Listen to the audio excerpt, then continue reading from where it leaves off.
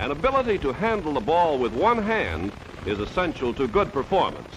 In one-handed action, you do not grip the ball, but control its balance on the fingers and thumb.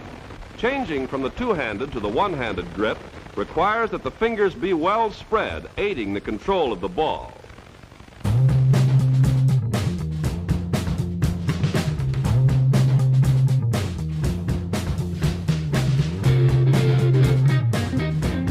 What is up, everybody? Welcome into the DNBA live show presented by Illegal Pete's. I'm your host, Adam Mades, and I am solo today hosting this show, at least for the first half. The other guys are going to hop in here in a little bit, but first I'm bringing on my old pal, a writer for The Athletic. Go ahead and show it off.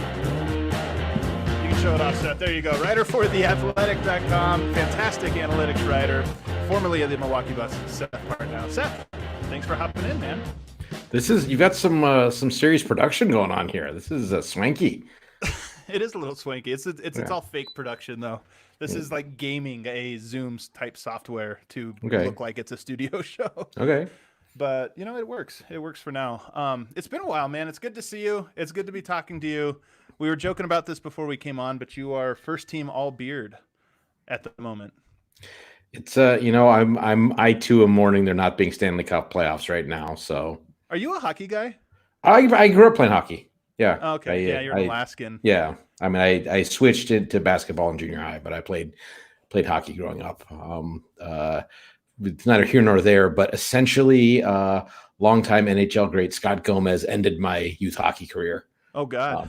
Well, no, not. I mean, he was. He was like obviously the best player for miles and miles and miles, and so he was playing up. He might have been playing up even two divisions. And he hit me so hard, legally hit me so hard in a summer league game or spring league game that I was like, no, I'm good. I'm like, even I was pretty good at hockey, but even at 12, I was like, that hurt a lot. I don't need that anymore. Let me go play basketball where I'm not going to get like punched with two hands under my chin while I'm on like blades. Yeah, I had a similar experience with football, to be honest, because where I grew up, I was really tall but really skinny, and if you were a certain weight, which I was over, you had to be a lineman, but I was just a stick figure, just really tall. So for 4 years of playing Pee Wee football, I just got beat by big, heavy dudes every single day. I was terrible lineman. I was like, you know what? This is really dumb.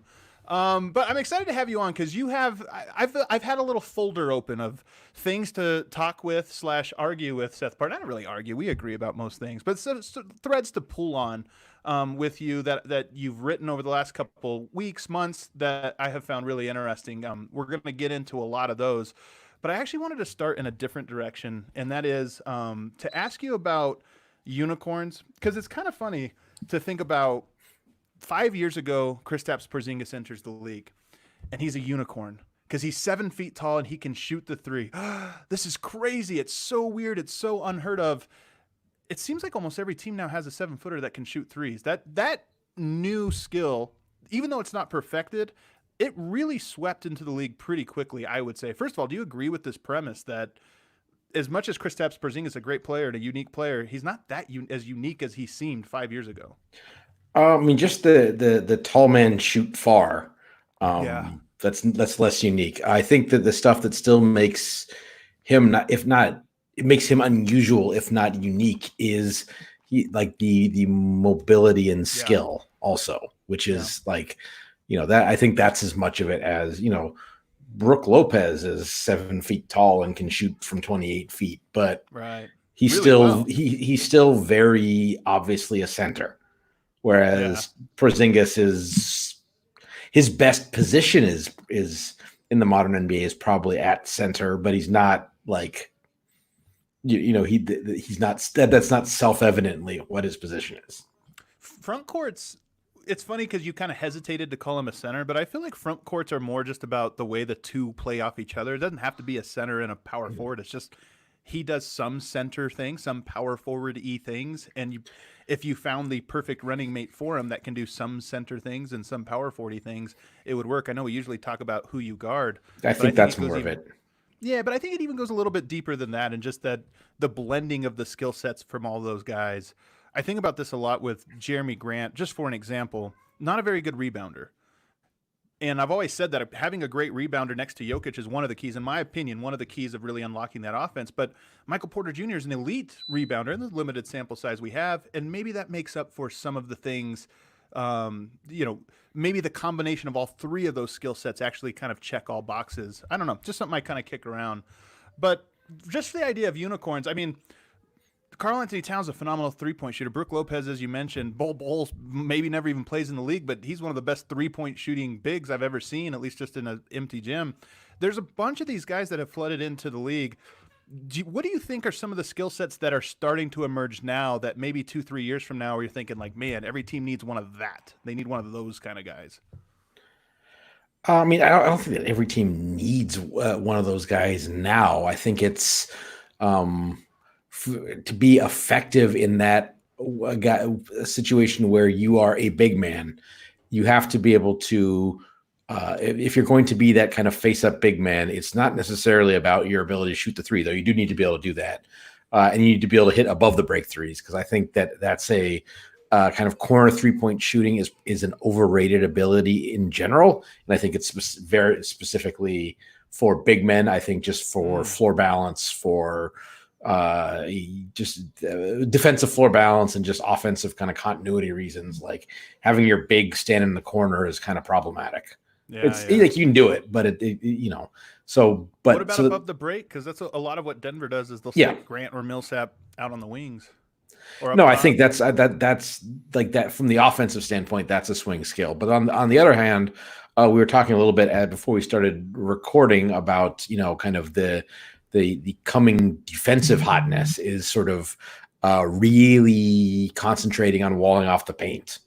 And for that guy to be able to, that mix of skills, to be able to stretch on offense and protect the rim, both from a kind of a contesting shots, deterring shot standpoint, and also like defensive rebounding. So I think I don't think that's a unicorn so much as that's a blend of like the modern 5-out face-up game and a pretty traditional defensive, that pretty traditional defensive anchor role. And I don't know if that's like super revolutionary. Yeah. I mean, I think the from an overall standpoint, something else that I know we were going to talk about is sort of the almost the offensive quarterback position is the thing that I don't know if there are enough players who are good enough at that for it to be a thing every team needs, but it's the teams that got one are using them. I love the way you phrase that, because I want to put that on hold though, because I do want to pull on that a little bit more. I do think some of the defensive stuff you're talking about, that's already, I think teams know that's important and they're looking for these types of guys. One thing I wonder if 5 years from now just becomes sort of the norm is tremendous length out in the backcourt. You talk about the Shai Gilgeous-Alexanders of the world, just so long. I mean, we talked about like Lonzo Ball being long and some of these other guys. Jamal Murray's 6'5". He seems average now. I wonder if 5, 6, 7 years from now we're looking at, I know Cade Cunningham is one of these guys that's coming into the league in the next couple of years that's really hyped as this skilled guy, and he's I think 6'7", or has a really long wingspan. I wonder if point guards and shooting guards going forward, being 6'5", that might become a little undersized or regular, but on the lower end scale. And if we're starting to see more and more 6'7", 6'8", 7-foot wingspan guys in backcourts. Maybe the question, I mean, just thinking that through, the question I have is, where are you creating a mismatch? I think a problem that a lot of those guys are going to have is they will be they will be quick for a 6'7" guy, but they won't be quick, So it's like, and if you're that guy and you're guarding Ja Morant, something like that. You have a size advantage on the other end, but you probably don't have the lateral quickness on defense. And then how do you take advantage of that size mismatch on the other end? I mean, back in the day, you just stick your hand up, get on the post, and back a guy down. But I think that kind of as a preferred way of dealing with that supposed advantage, pretty much left with Mark Jackson. Right. Like Steve Kerr's like, no, not that. Let's do this other thing. And then, they became what they became. And that's slightly reductive, but still, I think that's where the worry is. It's like, yeah, all things being equal, it would be better to have the guy with the same physical abilities and skills and movement abilities and stuff like that, and ability to see the floor and whatever. Yeah, it'd be better if the guy was 6'7" with a 7'2" wingspan. But I think and at least at the kind of the point of attack, like give me this, like the skill is gonna win. The skill and quickness is going to win. Aren't you afforded a little bit of a cushion if you're 6'7", being guarded against? John Morant's pretty long too, though. Is he 6'3", 6'4"? Yeah, no, he's not. He's not tiny. I think it's. I think it's going to be like is it going to be tough for the DJ Augustines of the world going? Yeah, but I think if you look a little higher up, like a guy like Kyle Lowry who can get like under you and through you. I think that he probably against a sort of a lesser skilled but rangier guy, obviously Lowry's someone who's going to age out by then, but like that player type, that sort of low center of gravity, physically competitive guy. I'm not certain that the length and height is going to make up for a significant kind of skill and basketball IQ gap.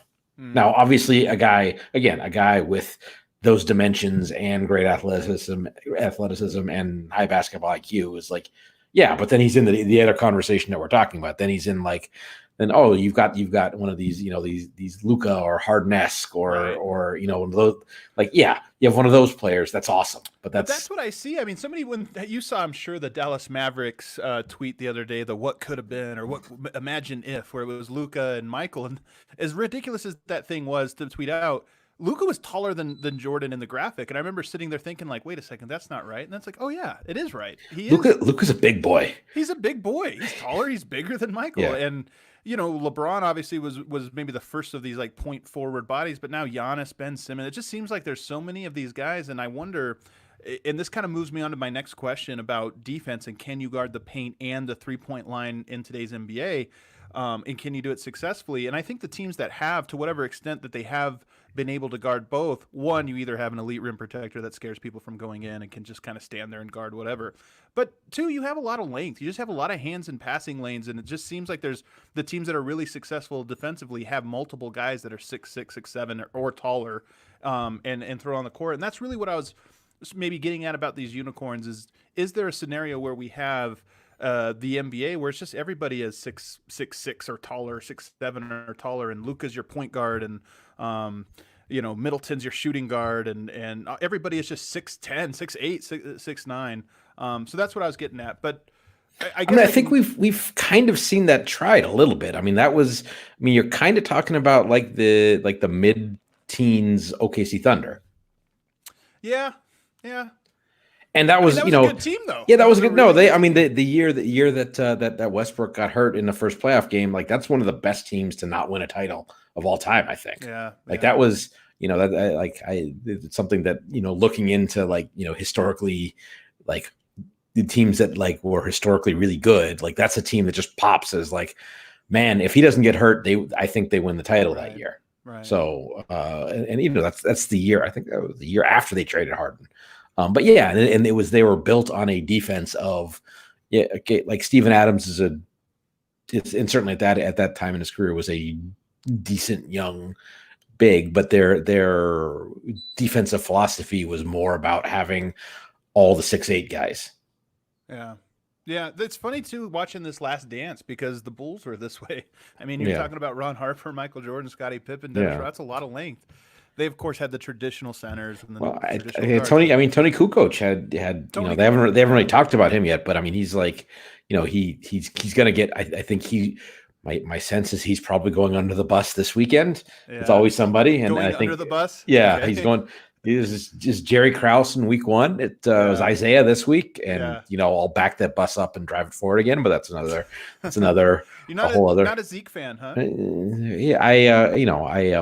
I saw you put out there that you thought Stockton was far superior. No, it's like the funny thing is like that was like the from kind of my corner of things, either on Twitter or kind of other kind of communication, it's like, oh wow, what a hot take. Like it's so obvious that it's like, oh wow, really go out on a limb there, buddy. So it's That's funny. it's just this is before my time, so I'm an agnostic on Isaiah. I mean, even Jordan's before my time, but I know about him and feel comfortable enough talking about him. But Isaiah Thomas, I really have no context for. Yeah. Let's move on. So this idea about guarding the paint and the 3-point line, just, I mean, is it possible in today's NBA? I know there's a handful of teams that maybe do it decently, but can you guard both, or do you feel like teams sort of have to place an emphasis on one or the other? I mean, it's can you guard both and then also have enough offense is also part of it. Like, that's interesting. Some of the recent Utah teams have guarded both pretty well, but then they get into playoff situations and they don't have enough creation on the ball. So it's like, you're operating under, the salary cap sort of imposes a situation where you're operating with, just to a certain degree, scarce resources. And so where are you allocating them? And,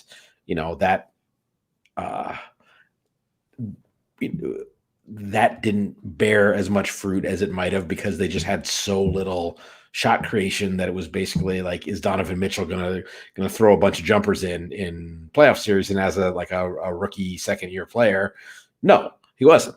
Whether he gets there or not, interesting question.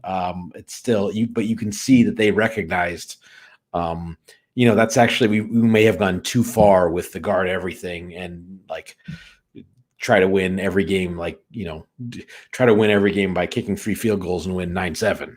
That's probably you don't have a ton of margin for error for that. Especially if you run into a playoff team that, a team that is 95% as good defensively and has like 4 guys who can create on offense. That's not a bet you're going to win that often.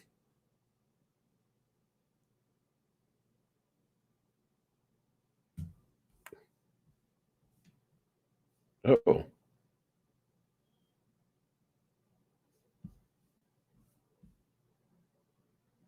How's it going, Seth? It looks like Adam dropped out. We always make fun of him because of his Commerce City. My Commerce City. I blame it on the Commerce City internet. Yeah. What else are you supposed to blame it on? Did you do that intentionally? Have I offended you? You know what? I've had enough of this. Yeah. No. I did catch all of that, other than I think the last 5 seconds, though. Fortunately. Yeah. The decision about it, I think for teams is really what comes in, because I think about this because the Nuggets were really good defensively this year for about 4 weeks. And I remember at the end of the 4 weeks when they started to fall off, I remember thinking their effort has dropped, and Malone hammered this home, like, oh, they're just not playing hard. And I think he was right, by the way. The question is, can you play that hard? I think a good defense also has to have some level of, we're good without always being in the red.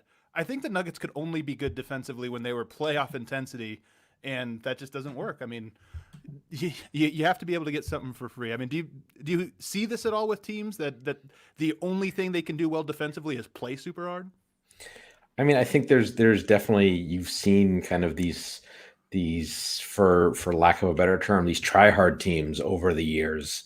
They're teams that win a lot of regular season games, and I'm going to get myself in trouble because of I have a quote about the Nuggets that people let me hear about, where that is sort of along these lines. I can't wait.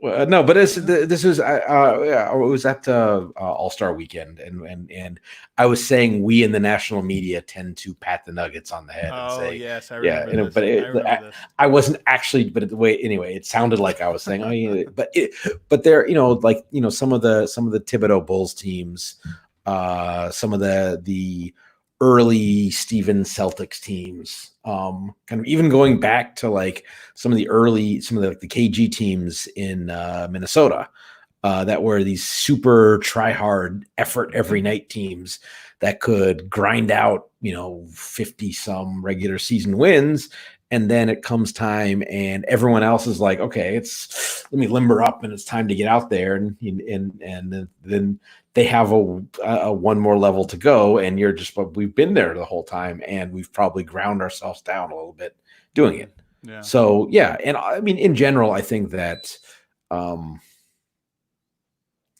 this is going to sound weird and perhaps blasphemy, but I think defensive effort is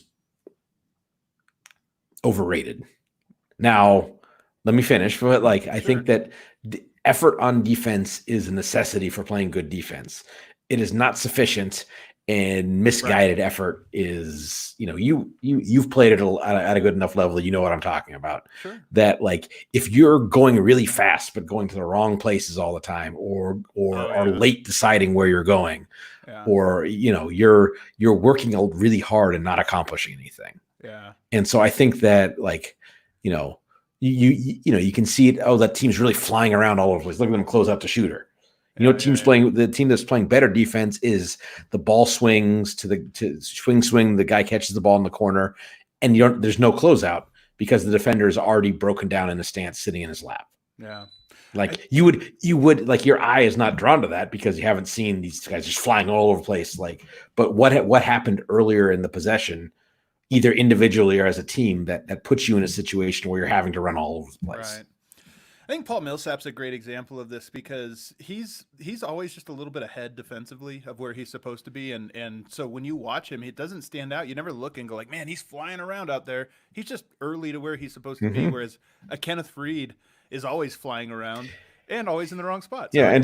But visible effort. So man, he's defending his ass off out there. It's no, he's not. He's actually not good defensively. I think the best example of all time of this is Tim Duncan.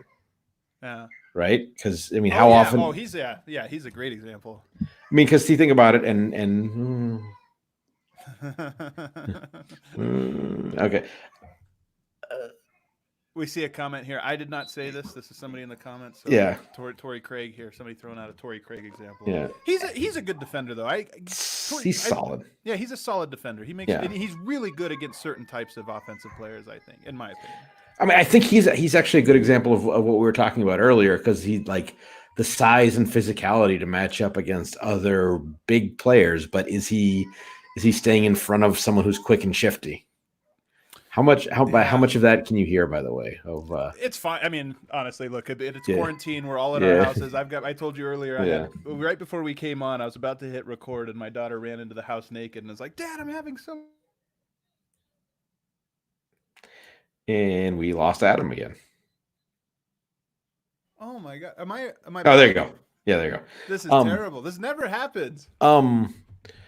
I had a train of thought. So Tim Duncan, he never jumped on defense, but because he never put himself in a position where he needed to. He can always, all right, I'm close enough that I can stick my hand up, and that's going to bother you. Right. But my other hand is on the guy I'm supposed to be blocking out, so I'm guarding two people at once, and it's because I know where I'm supposed to be, and I'm there early enough that I can be there and be set. Yeah, and that's that's Tim Duncan. That's one of the 10 best players of all time. So just do that and you'll be fine.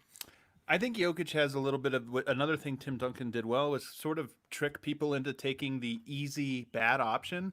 And one example of this, whenever I'm guarding somebody that can just kill me in the post, somebody stronger and with a lot of moves, I'll always force them just to the left jump hook, which they might make a lot of, but I'm like, you know what? This is your worst option based on everything else you can do. So you're going to have to get 20 points on left-handed jump hooks. And Jokic, I think, just does this kind of stuff too. He forces guys into a lot of easy 15-foot pull-up jumpers, and they just take them, and they can end up shooting 50% on those. And it's like, okay, that's better than getting to the foul line a bunch of times and all this other stuff. So I think that's one thing he definitely does. I want to move this along though. Last thing before we bring everybody in, you've talked a lot about the league and the idea of like a star in the center of everything that's going on. And it's led to you using the term heliocentrism.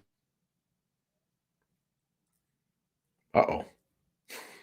We apologize for his Wi-Fi. I don't know what else to say. Am I back? There you go. We might as well just bring everybody else in here, just in case I end up going. The cavalry's here. You're a straight liability, Adam. What a joke! I am a liability. This is ridiculous. What's going on out here, Commerce City? Adam's totally lying when he says this has never happened, because this happens all the time with his This Commerce hasn't City happened internet. for like 2 weeks. I would say that this is like a theme of the show, is Adam's internet. Yeah. Yeah, Adam, I thought you updated your Wi-Fi and your whole setup. I guess I did. I have like all these wires everywhere. I don't know what's going on. I mean, whoever wired people for the NFL draft is who you need to get out there. You need to be busting down walls. I know. Getting 6 screens. Unfortunately, I hired the guy that did that horse competition. Oh, Man. see, the bit's actually better this way. It hits harder.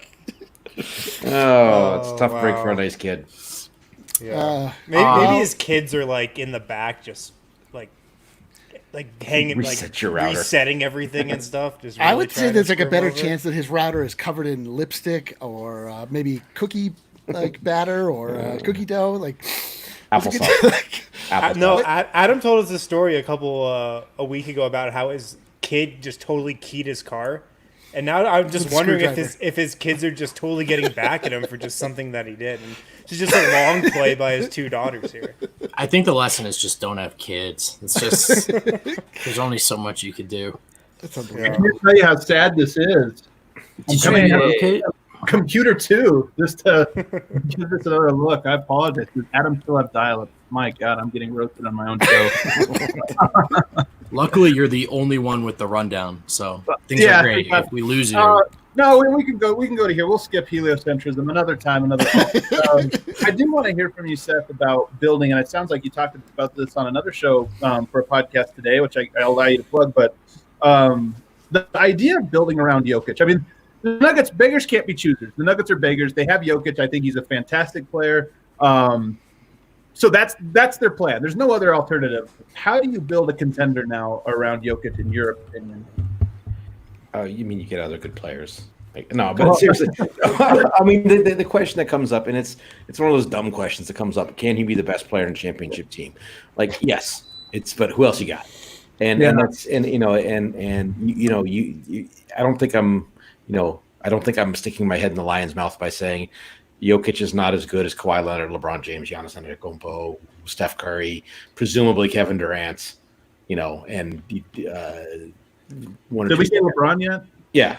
Okay. James Harden, sure. Yeah, none of that's. Yeah, I don't think that's controversial to say he's not in that that toppest tier. Toppest, not a word. The toppest, yeah. Yeah, but it will be now. He's not in that. And that's because that tier is very small, and those guys stay those guys for a long time. So, okay, you don't have that. You have a guy who's in the next tier down, which is pretty good, but it means that your second best guy needs to be, And here's where I will offend people here. Like, Finally, this is, Jamal Murray's not that. It's been said on this pod. It's you're not. Garrett Harris is not that. Yeah. Like, if would you guys say that Will Barton was the second best Nugget this year? At times he was. It's a tough question. Because it was a different. Yeah. Paul Millsap 5 years ago may have been good enough, but he is. I'm a huge Paul Millsap guy, but he's on the downslope, right? So and he's certainly not. You're hanging on with him, not building, just because for age reasons, obviously. But you jumped. I find it interesting. You jumped kind of straight to like aggregate talent. So it's not so much like a schematic thing. Like, you're not necessarily saying a center with those defensive weaknesses can't get it done. You're just saying like is there a very specific type of team you have to build around Jokic to get this done, or do you just need that second star to be good enough? Do you get what I'm saying? I don't think those are. I don't think those are. I don't think those questions are independent of each other. Sure, I think that the second best player, like someone who fits well with Jokic, there's very few players who are sort of so context independent that they are just great regardless of where they play. Sure. Or who they play with. And everyone else, their contributions, their value, their apparent ability varies pretty widely by the context they're playing in. Now, like, Jokic, you're probably are you getting the best synergy between two players if he's like a ball in his hands ISO scorer? Probably, it's not wrong, but I think if you had someone who is equally adept on and off ball so that they can make use of Jokic's passing talent. I think we did a kind of a superlatives thing on The Athletic the other week, and one of the questions was, who's the best passer in the NBA? I voted for Jokic. Oh, wow. So, so you having that second guy be, obviously Steph Curry is off the board, sure, but someone in that sort of, yes, with the ball or also movement off the ball kind of a situation that player is going to be better for the Nuggets than he would be for a guy who is playing with a player of similar position and talent like Joel Embiid. Sure. Just because the again, the synergy with Jokic's skill set is going to help that player, whereas like Embiid is like, I'm going to go score now. And are you thinking point guard is the most important? Like, I mean, would it be a point guard specifically that you think would be, if you were building around him, you would target a guard, a backcourt player to be your second best player or co-star? I would a perimeter player. I'm not sure if it would have to be a guard, but certainly kind of a guy who would be understood as somewhere between 1 through 3. I think you become a little top heavy if that person is a kind of a pure 4. Now maybe if it's sort of the 4 in kind of the LeBron, Kawhi, Giannis kind of, again, yeah, a tier 2 player down from that, but that kind of a player that could probably work also. Like a good enough player is very versatile, but you probably need someone who is not, because it can't really be a pure big, because there's going to be too many situations where you're going to not want to play 2 pure bigs. And so you're already sort of limiting yourself if there are situations where you want to play 2 bigs, you can find serviceable, you can Dwayne Dedman, at a different contract number, a Mason Plumlee. Well, that's the weird thing about Denver is they threw all that money at Mason Plumlee, and I just kept thinking a backup center is among the least important positions you need to build around if you're building a team around Jokic. But I guess that's maybe neither here nor there. I want to take this question, though, because I thought it was interesting. Is Bradley Beal good enough to be the second best guy? He's a guy that's been on a lot of people's radar. Denver obviously, I think, would target him. What do you think about that? I mean, that's certainly like the type we're talking about. The other name that's come up and certainly came up, I'm sure, for you guys this year is Jrue Holiday. I think that Holiday, because for defensive reasons, is probably a slightly better overall player. Would I still think that about Holiday if you put Beal kind of his offensive skill set and now kind of playing off of Jokic? What would he look like? It's certainly possible. Like, yeah, I mean, is he good enough? I don't know. Is he better than Jamal Murray? Yeah. Like significantly. Like you have See, guys, I'm not the only hater. I'm not the only person low on Jamal. I'm low on him. I'm actually high on Jamal. It's just he's a max contract player, which usually means he needs to be your best or second best player. I do think, Seth, you're one of the first people when talking about this sort of Holiday or Beal thing that said explicitly they think Holiday's a better player. I'm curious why that's the case for you. Defense is the big one. Like Beal has an advantage offensively, but Holiday is like, the Pelicans have, they play the Lakers and Holiday guards LeBron. Like it doesn't go great for him, but it's not like the ugliest thing you've ever seen. Right. And that's just that versatility. Just like, okay, that guy. That's having that is a pretty nice, and especially given that. I would say that there isn't a ton of individual like lockdown defensive talent amongst the Nuggets' top perimeter players. Definitely. And so that again, that's just a question of like replacing scarcity. I think that's very useful. Yeah. And he's just Jrue Holiday's just good. He's just like, you know, it's he's a Malone type guy too. I mean, I think I just envision a roster of Jrue Holiday and Gary Harris and Torrey Craig, and I think it's would be a great defensive 1-2-3 in whatever combo. It's just I do wonder if it'd become a pretty ugly team to watch. Yeah, that group would probably have a little bit of you'd want the Gary Harris slot there to have a little bit more with the ball in his hands. Okay, you know, and I think that's because Holiday is he a point guard? Is he a combo guard? You know, he's kind of in that, you know, to the extent positions matter, but also just in terms of ability to kind of create creases in defense that allow, you know, that would allow Michael Porter to get his shots, would allow Paul Millsap to get the ball in his spots, or if it's going to be Jeremy Grant or whoever else. So, do you have a Michael Porter take? Have you watched him play? I mean, do you have a read on what you think of him? I think I'm still I know enough about him from a previous life as just in terms of the medical on him that I'm scared shitless. So that's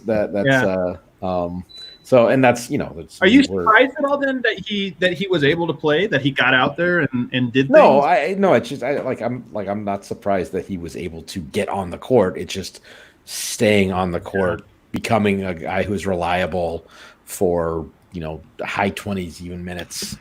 And then, like, you know, I know that people there are super high on him.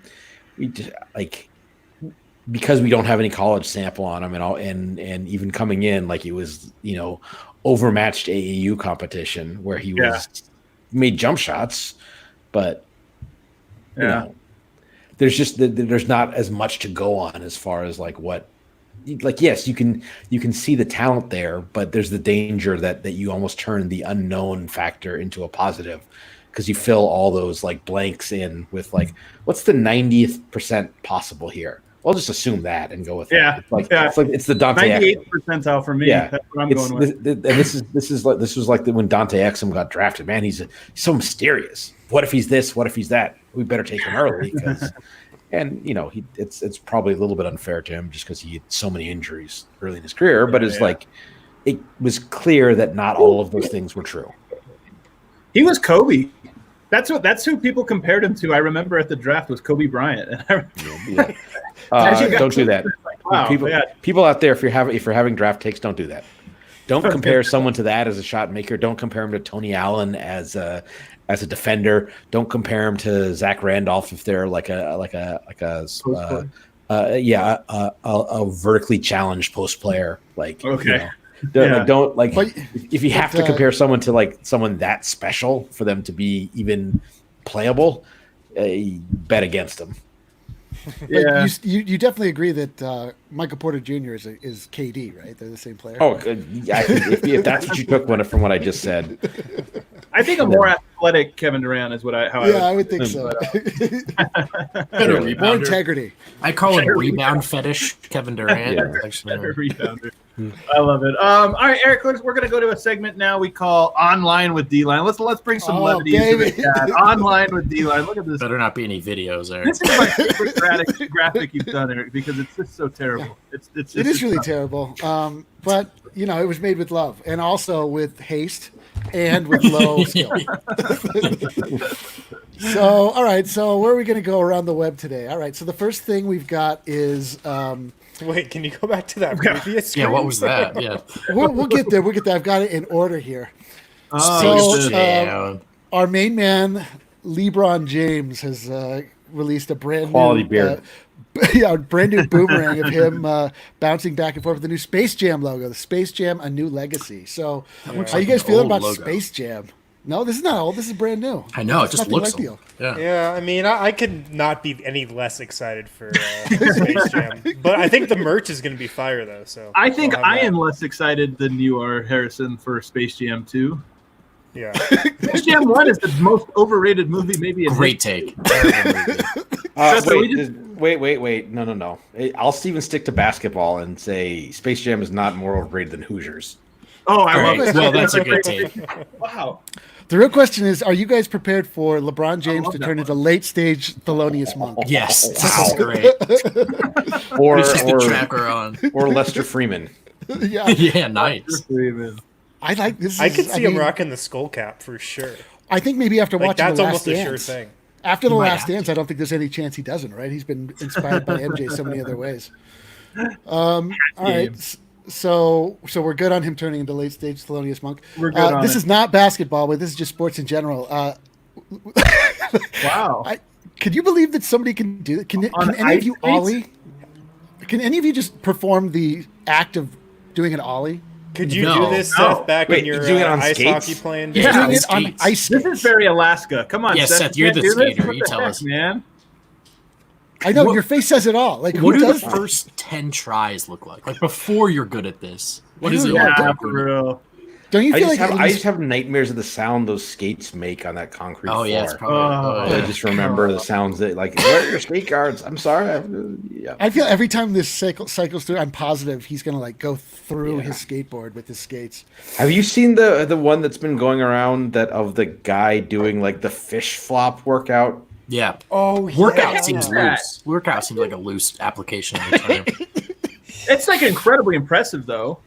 I don't know what this is. What is this?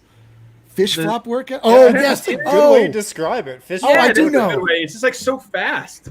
yeah. He's just doing what like normal. I mean, that's not the moves he's doing are not crazy. The fish flop man. We'll have to bring that up next time. But he's just doing it so quick. He's You know doing what we're doing tomorrow, with Eric? such. For Friday's show, we're going to make you do this workout. Yeah, now. recreate it on the Instagram. camera, but it's not that hard. Also, I I didn't so say wait, that it's you're that saying, hard.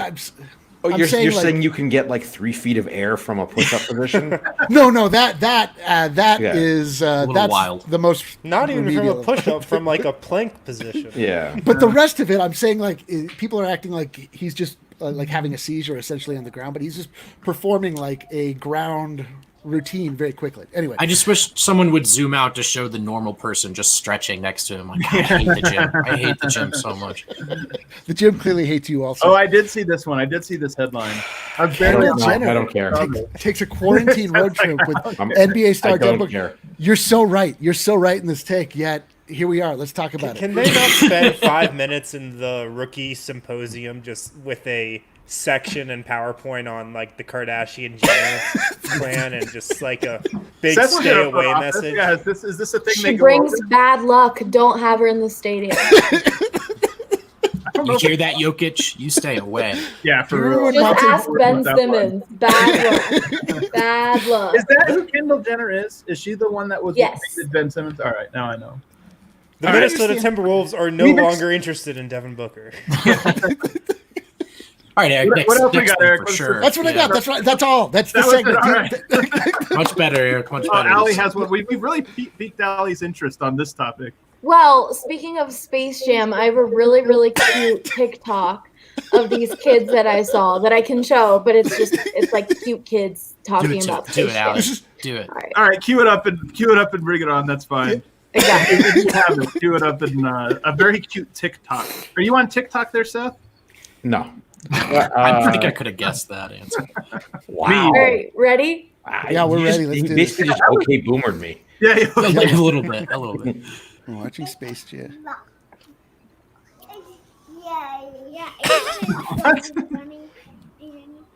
Oh yeah. Just He's wait. gonna make- Oh. And what's the basketball player's name? Michael Jordan. All right. I'm gonna teach you everything. Aw. Good. I'm gonna teach you All right, that was everything. My daughters think every basketball player is Jokic, so I'm doing a really You're doing good great. job. You're doing great. I'm raising them very well. All right, you have to pop out, Allie, because now we're going to wrap up the show as we always do by bringing on a guest. And it looks like we have in the chat Chill Ducey. Oh yeah, our Chill man. Ducey. What's Let's happening, go. brother? It's Child Lucy. What's up, guys? How are you? We're Doing doing, all right, we're man. doing really good. Are you feeling confident today to try to climb the steps? I'm excited about the steps, man. I'm feeling good. You have a helper today, and I'm not going to lie, Seth is one of the smartest people any of us know, but I don't know that he's necessarily tailored to help you out on Denver Nuggets trivia. So this is going to be a really interesting sort of. Are these heliocentric questions? I will. Jerome Lane is gonna, walk through that door.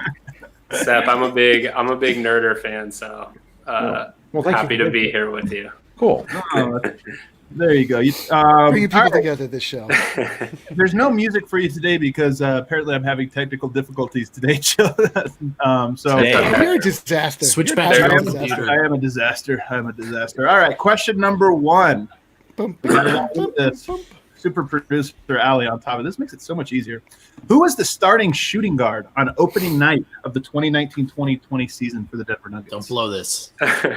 I think it is Gary Harris. That is correct. Oh, wow. I'm actually nervous. You should be nervous. Seth, Adam, it turns out, has a... Seth, did you know that one? It seemed so obvious that I was trying to think. If it was a trick question? Yeah, that happens a lot on this show. Apparently, don't follow that path. Don't follow that Beasley path. Opening night because I know big Malik Beasley guy, by the way. Anyway, you're just really opening some wounds on a little couple months too late here. So, everybody on Earth was a fan of him except for one person. All right, so Michael Beasley. I'm not going to say who that person was. That was Eric Dion. Yeah. The 4th pick of the 1991 NBA draft, the Nuggets selected this Congolese center out of the University of Georgetown. Dikembe Mutombo. That is correct. I was once in a coach check line directly behind Dikembe Mutombo. How could you be sure it was him? Than yours? What's that? No, he was doing selfies with people doing the finger wag, and he'd every one of them. He's got to get so annoyed by that. Yeah. Oh my god. No, he seemed like he seemed like a really friendly, good dude. It was also, it was at the inaugural ball in 2012, so it was a lot. Everyone was feeling festive. So Dikembe is super charismatic. When I was in Atlanta with the Nuggets, he was there. And I'm telling you, that guy, everywhere he went, it was like Michael Jordan. He just lit up the room. He talked to everyone. It was fun watching him work a room. Yeah. It was impressive. Number 3, this is a tough one. I'm not going to lie. This is a really unfair one. Including the two-way players. The Denver Nuggets have 3 players on the roster who are considered rookies. Name all 3. Okay. Bull. Considered rookies. Yeah, and I'm using a basketball reference for this. It's very scientific, but it's also accurate, to be honest with you. PJ Dozier played last year, I think. Seth might. Seth says he knows. I know one of them at least. It's Michael Porter. Michael Porter Jr. Yeah. I'm totally having a brain fart here. Adam, this is clearly a question 9. What is this doing at 3? I'm gonna have you start ranking these questions. I thought it was a 3. Is it PJ Dozier? He's out. Canchar. How could you forget? I forgot. You knew the answer. You said PJ played last year. He did. He played last year. Oh, we had a string of people that were just about to hit the apex and would fall back down, and now we can't even get to the sticker question. Adam, what are you doing? A massive cold streak here. So we have this. We're 4 weeks in, I think, to 3 or 4 weeks into this trivia game, and people just rarely make it past 4 or 5 right now. So I feel if that was the 3rd question, then I was right to be suspicious that the question 1 was a trick question. It's hard that you're neither right nor wrong, and it's Adam's fault in either direction. Last night, Matt Moore absolutely sunk a 15-year-old kid who had the right answer, and then Matt convinced him otherwise because he thought Adam gave us a trick question. There's something to mistrust with Adam. If I asked you to guess who threw the most assists to Jokic, what would your guess be? But hold on, before you answer, Adam goes, Now this is tough. No, this is a hard question. Now answer it. I don't know. It's the second question. I'm gonna guess starting point guard. So yeah, that would be a good place to start. Yeah, but like, why is that tough? That's the question. Mason Plumlee. I don't know. Yeah. All right, Seth, thanks so much for taking time to talk with us, man, and play these silly games. We appreciate it. Anything you want to plug before we get out of here? It sounded like you had a cool pod for Nuggets fans to listen to, where you spoke glowingly of the Denver Nuggets, or at least spoke about them in any capacity. Which Nuggets fans that's the same thing. Acknowledge our existence. That's all we want. Yeah, I know it's funny. I feel because I did somehow ended up doing like 3 podcasts yesterday. So I actually I feel like this is, you meet someone and then like, oh, hi, guy. And you forgot the name. So I actually I've forgotten the name. Oh, I put him on the spot. This is so perfect. They don't listen to this podcast. You know what? Yeah. We'll post it in the description of this. But thank you so much for coming on. Thank you to everybody that tuned in for the show. And everybody else, we're going to see you tomorrow at noon. Friday show's always at noon. We'll get a little bit crazy. Thanks, everybody. Goodbye.